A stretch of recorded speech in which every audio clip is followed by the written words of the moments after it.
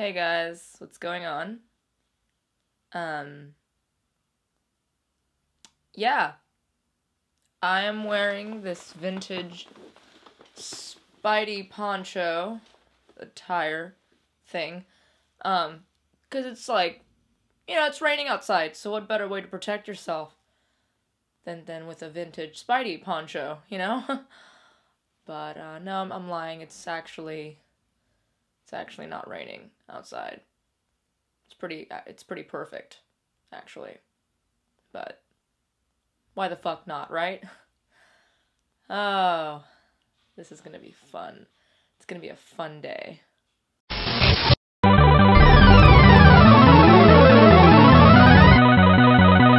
it on! So, we finally had a chance to see summer's most anticipated Marvel movie that's actually not a Marvel movie. Ah, right. Yeah, I forgot about that guy. Okay, so the second most anticipated non-Marvel Marvel movie, The Amazing Spider-Man 2, or as I would call it, the much better than I thought it would be, for the most part, Spider-Man 2. The Amazing Spider-Man 2 is the latest installment in Sony's rather polarizing reboot of the Spider-Man franchise. Now, we here at AC are big fans of Spidey, and for the most part, all of us were on board with the initial reboot. The first Amazing Spider-Man was faced with the difficult task of having to revisit key marks that were explored on screen barely a decade ago. But this was handled fairly well by Mark Webb. However, one can't deny that the film suffered to a degree in having to consciously toe the line between similarities and differences to Sam Raimi's original film. Fortunately, that is not much of an issue this time around, save for some garbled plot points. Now, more than ever, it is apparent that this series, while imperfect, is its own entity. Entities. Aesthetically, web-slinging action never looked better on film. The action scenes were handled masterfully. These are certainly the best of Spidey's skills ever displayed in live action, especially during the several key fight scenes. More importantly, though, Andrew Garfield wipes away all my memories of Tobey Maguire's Peter Parker.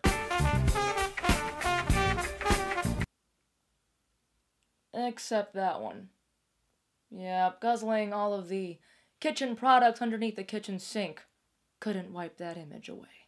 Garfield's Spider-Man jumps off the comic book pages and is certainly the definitive portrayal of the character. I look like I have no neck. He delivers on all levels, from Peter's angst and intensity to Spidey's trademark wit. I'd go as far as to say that he's probably the best cast superhero since Christopher Reeve as Superman. Yep, I said it. Emma Stone nails it again as Gwen Stacy. She is such a smart, strong, likable female lead, especially when compared to Kristen Dunst's MJ. Stone and Garfield's off-screen relationship definitely bleeds into their performances. Their chemistry is one of the strongest things this film has going for it. Wanna act better? Hump the shit out of your co-star. Words we can all live by.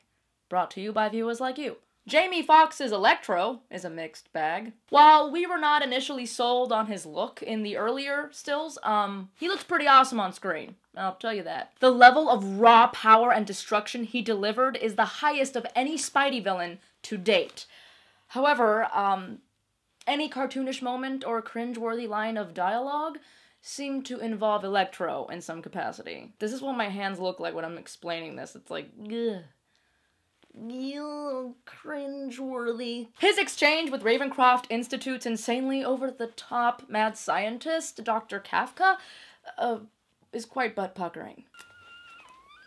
Paul Giamatti is certainly over the top as the Rhino, but he is literally on screen for about a couple minutes. Certainly not enough time to make us feel one way or another about his character. In our opinion, the standout villain in this cast is Dane DeHaan's take on Harry Osborn. Liberties are certainly taken here with the Osborn family, the Green Goblin origin, and the proper line of succession. I was ready to hate these decisions, and surprisingly came out on the other side in the end. It really worked, and DeHaan brought this creeptastic energy to Harry Osborn, and it was wonderful. Because I'm all about creepy.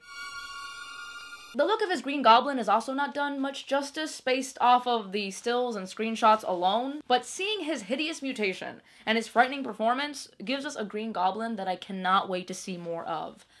Heat miser hair and all.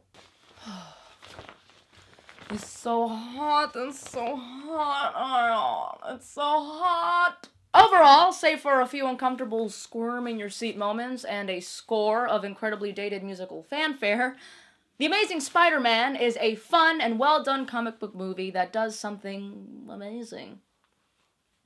It delivers us a comic book movie that feels like a comic book. It hits all the right emotional cues and delivers fun, over-the-top action, and sows the seeds for the larger Spider-Man universe. So what did you think of The Amazing Spider-Man 2, my geeklings? Have you written the series off in favor of the Raimi trilogy? What do you think we can expect with the Sinister Six film? As always, like, comment, subscribe, share, and make sure to web-sling yo asses to aggressivecomics.com for all the latest and greatest in geeky news. And until next time,